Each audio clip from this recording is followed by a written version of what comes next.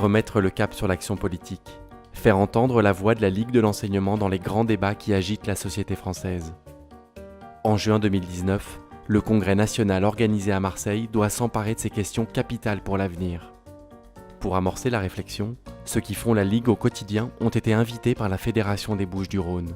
Premier acte, faire circuler la parole. Nous avons donc accepté de jouer, et commence aujourd'hui, ce rôle de laboratoire, où la question vive de société du Congrès 2019 sera présentée et approfondie en se posant plus précisément la question quand et comment la Ligue fait-elle de la politique avec un grand P, si je me permets d'assister. Politique au sens démocratique, au sens civique, et bien sûr, on vous invite à questionner ce mot-là. Ça peut paraître étrange pour un mouvement dont l'objet social est l'émancipation par l'éducation et la formation. Quoi de plus politique que cet objet social ? Aujourd'hui, avec ce qui se passe, la question ne peut pas se poser de la même façon qu'à la fondation de la Ligue ou au moment du Front populaire ou dans les années 80. Il est important que toutes les générations de ligueurs puissent se reposer cette question effectivement intemporelle, mais de manière contextualisée. À la veille de ce congrès, il nous est apparu nécessaire de voir 3 points au moins. Premièrement, revisiter l'énergie populaire et militante de notre mouvement. Deuxièmement, prendre en compte la situation sociale et politique de notre pays. Enfin, troisième point, montrer la volonté de faire vivre un congrès participatif et non descendant. Donc, ce qui nous intéresse, c'est de poser les termes d'un débat dans tout le mouvement de la Ligue sur la manière dont la Ligue, aujourd'hui, joue un rôle politique, civique. Comment elle le fait en partant des pratiques et des acteurs du terrain. Moi, j'avais un maître mot, qui n'est pas de moi d'ailleurs, qui est une devise de Jean Jaurès, qui dit « Aller vers l'idéal en partant du réel ». Il me semble que ça résume un petit peu l'objectif de cette journée.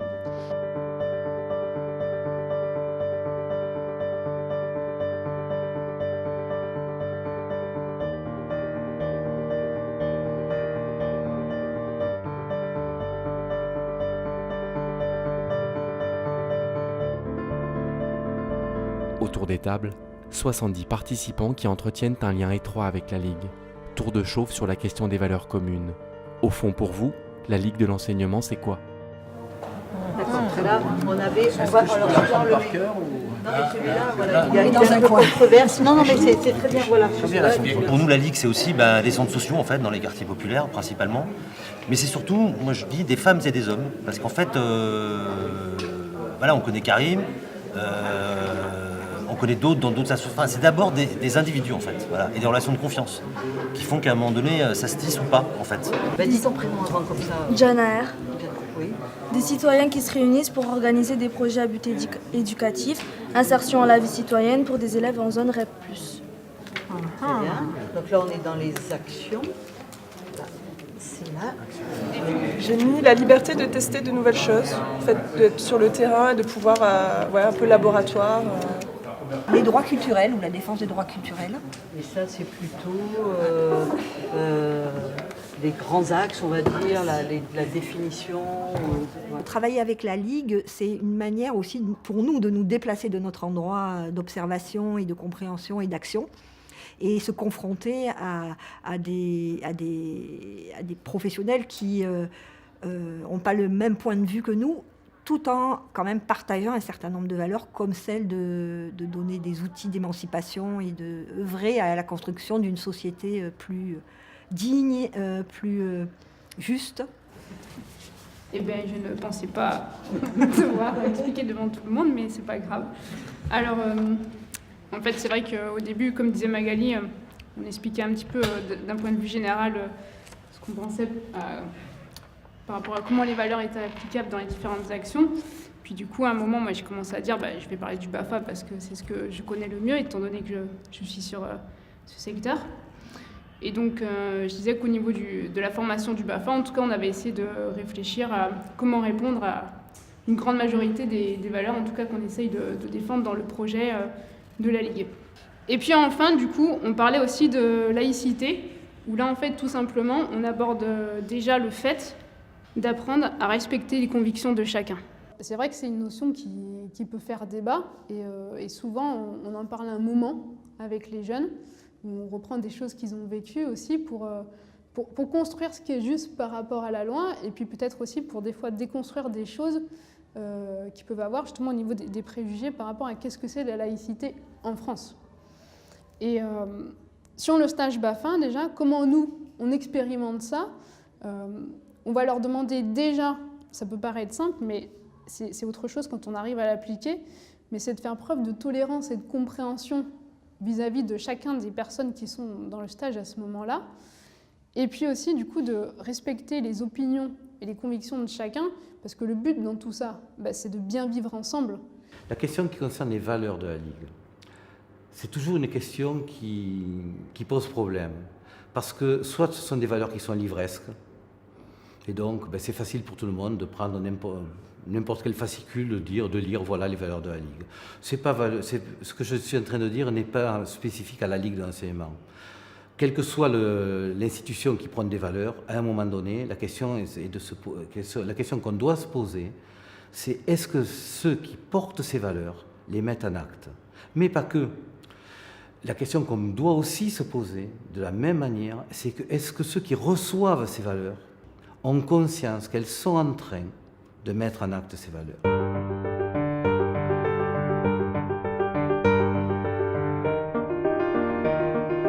Une fois les valeurs posées, comment la Ligue peut-elle prendre en compte la situation sociale et politique du moment pour mieux y répondre? Alors, bien. Alors je vous rappelle la tâche que nous avions à faire.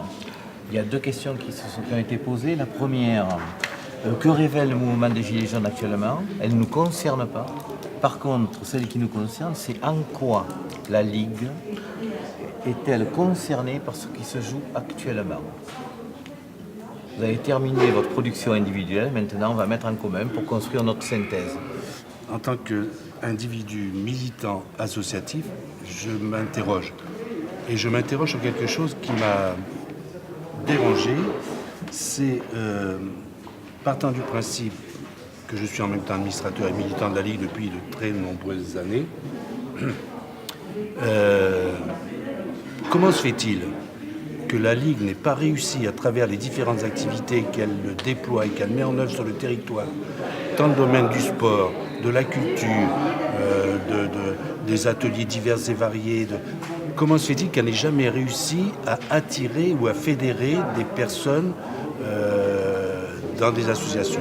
Quand j'entends des personnes qui disent c'est la première fois que je défile dans la rue, c'est la première fois que je fais grève, je n'ai jamais été inscrit dans un mouvement politique, syndical ou associatif, j'ai envie de lui répondre, t'aurais mieux fait de le faire, peut-être qu'on ne serait pas là aujourd'hui. Et je me dis, comment se fait-il que la Ligue n'ait pas réussi à attirer et à fédérer toutes ces affaires-là? Voilà ma question.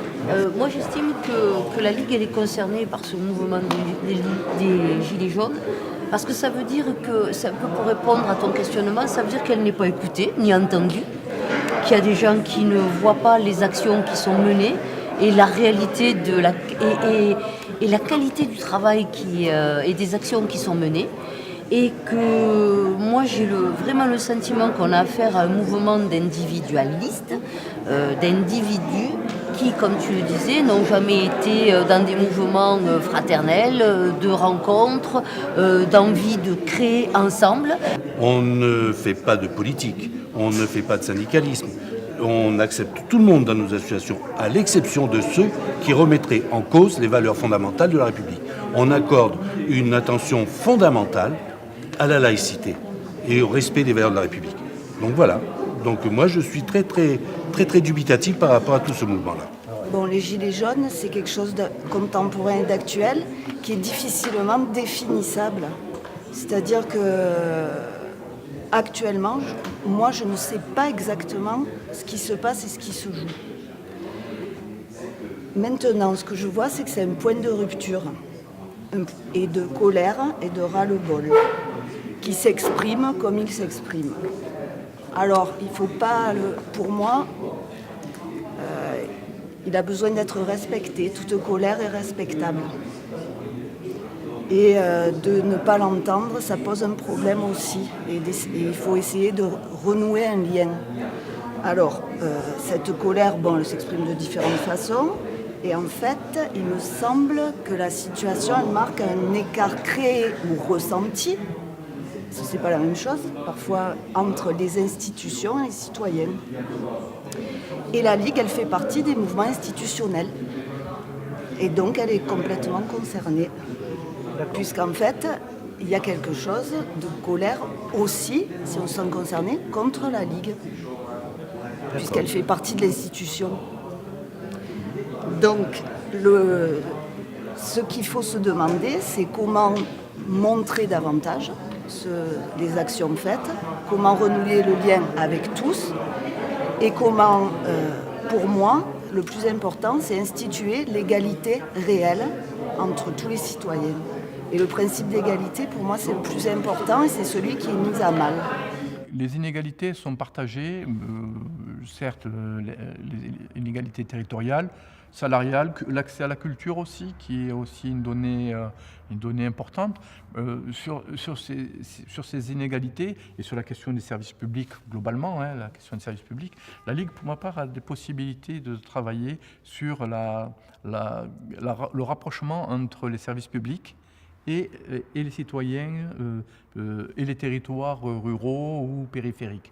La Ligue, à mon sens, a la capacité et les moyens de pouvoir proposer un projet ambitieux afin de permettre à ces territoires d'avoir un diagnostic, de se doter d'un diagnostic en termes certes de vie tout court, mais aussi l'accès aux services publics, l'accès à l'emploi, la question de la mobilité qui pose aussi un problème important, et tout ce qui est lié au mode de garde.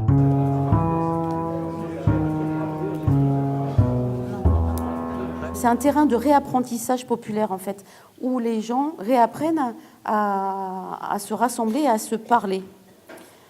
Et on voit également que les réseaux sociaux ont largement contribué d'une part à organiser le mouvement et d'autre part peut-être également exploité par les extrêmes. On n'est pas sur un projet de société, on est sur plein de demandes et dont certaines sont ne pas payer d'impôts. Enfin, c'est quand même léger comme vision de société. On se posait la question, du coup, dans la discussion, en même temps de cette question qui arrive sur les impôts, avec une détérioration du service public, et on se disait sur notre territoire qu'à certains moments, on se demande à quel point on ne le détériore pas pour mieux le privatiser. Donc peut-être que le consentement à l'impôt est plus facile aussi avec un service public de qualité. Donc ça, c'était notre côté un peu gilet jaune. Des invisibles qui deviennent visibles, des gens qui se mettent à prendre la parole alors qu'à l'évidence ils se taisaient ou bien ils s'exprimaient au Café du Commerce, des gens qui d'un seul coup font des collectifs, ça nous interroge et ça nous bouscule parce que c'est un peu ce que nous on essaie de faire. On est face à une forme de démocratie sauvage avec des éléments qui nous parlent parce qu'il y a du citoyen là-dedans, mais en même temps c'est du degré zéro de la politique. C'est une politique qui émerge. Et il faut saluer cette émergence, c'est intéressant, c'est pas indigne. Et en même temps, ça émerge avec tout le côté gluant d'un bébé à la naissance, en fait. C'est pas très beau. Je ne suis pas du tout d'accord avec ce que vous dites, et je tenais à le dire, parce que je ne me reconnais pas là-dedans, même dans le débat qu'on a eu. C'est qu'il me semble que ces gens, il s'agit des Gilets jaunes, ils sont loin d'être individualistes puisqu'ils portent des questions qui me concernent. Donc ils sont loin d'être individualistes. Par ailleurs, il me semble que des gens qui passent plus d'1 mois sur les ronds-points, c'est bien parce qu'ils ont une conscience politique assez développée pour faire tous ces sacrifices. Eux, leur vivre ensemble, ces gens-là, ils n'en font pas un discours, mais par contre, ils nous prouvent tous les jours. Je pense au rond-point à Manosque, par exemple, que j'ai vu l'autre fois en prenant l'autoroute. Ils ont construit des petites cabanes pour se réchauffer. Il y en a certains qui se chargent d'amener à manger pour tout le monde, ou des chauffages, on ne sait rien quoi. Ça, pour moi, c'est un vrai vivre ensemble qui, je crois, est aussi le vivre ensemble que portent des structures d'éducation populaire, quoi. C'est le vivre ensemble aussi du quotidien qui va avec le vivre ensemble de la pensée. Je pensais que ça faisait partie aussi de mon rôle à ce moment-là, de dire que la Ligue, comme tout le monde, doit être vigilant sur le fait de ne pas donner des leçons, pas se poser en donneur de leçons. Ça perdrait un peu de son projet que de se poser en donneur de leçons. Le grand enjeu pour la Ligue, ce sera comment à un moment donné on pourra capter ou faire capter l'attention des Gilets jaunes ou faire connaître les valeurs de la Ligue, l'idée étant que les valeurs de la Ligue rejoignent aussi certains Gilets jaunes qui souhaitent s'engager sur l'action collective. Ça, c'est aussi une des questions qu'il va falloir aborder avec la Ligue et globalement avec le monde associatif.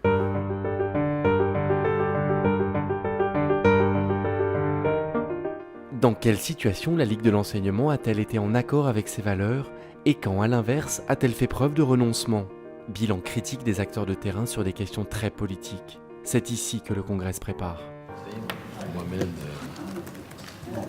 Il y en a, ils ont des paquets de post-it. Oui, mais jaunes.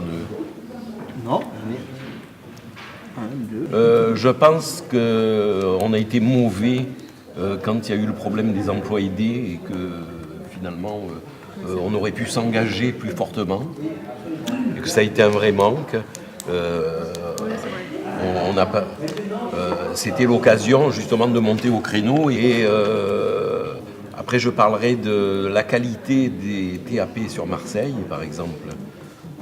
On a été remis en question par beaucoup de collectifs qui ont dit finalement vous avez accepté de faire des actions médiocres, sans grandes ambitions et sans grands projets. Voilà, c'est une interrogation politique. C'est-à-dire qu'à un moment donné, on répond à des appels d'offres, c'est vital pour nos salariés, mais bon, des fois il faut savoir dire non. Il y a beaucoup de choses négatives qui sont apparues sur le table, sur la qualité, etc. Après, ce n'est pas des moyens qui nous ont été donnés.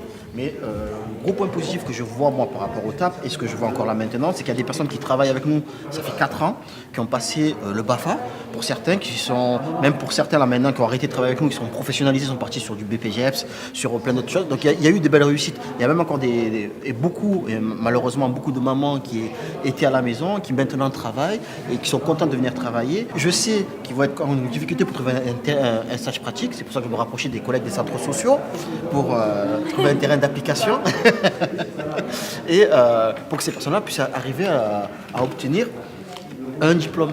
Et parce qu'ils ont rien eu. C'est pour ça que il y a des côtés moins négatifs, et je suis d'accord avec toi, mais c'est vrai qu'à côté de ça, il y a pas mal de choses qui sont bien passées sur le périscolaire.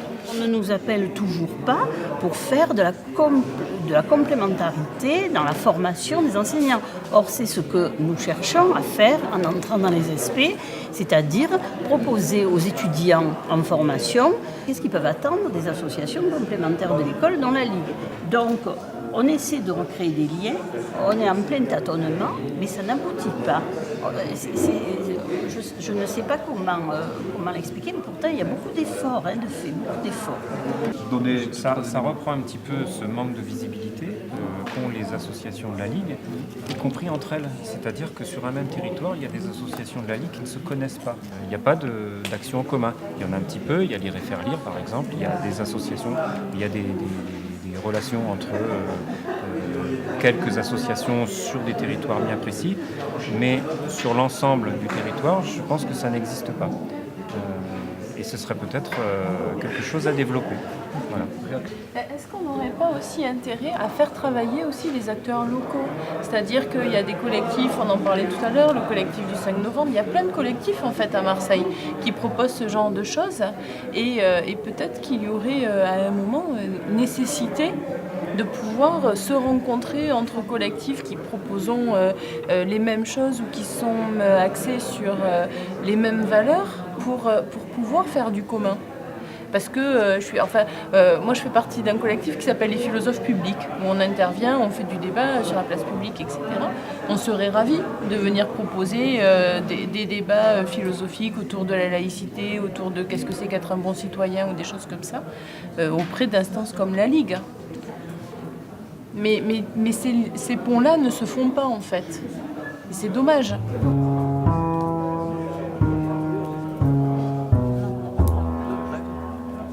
J'ai marqué dans les plus mobiliser des forces vives et qui sont aussi variées.